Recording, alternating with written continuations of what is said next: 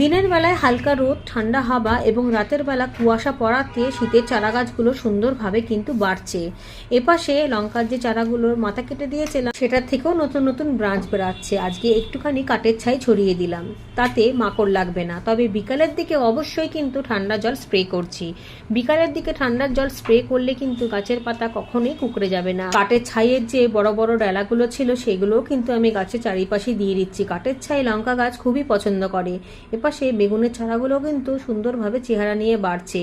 এর মধ্যে আবারও সর্ষের খোল জল দিতে হবে। তবে এখানে মূলোর যে দানা দিয়েছিলাম সেখানে অনেক ঘন ঘন দানাগুলো উঠেছে, মানে চারাগুলো তৈরি হয়ে গিয়েছে। সেই চারাগুলোকে এবার একটু ফাঁকা করে দিতে হবে। এগুলো হলো গোল লাল মূলোর চারা।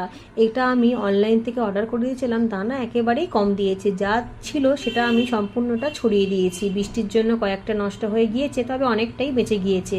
এবার এগুলো অন্যান্য জায়গায় আলাদা করে বসিয়ে দেবো।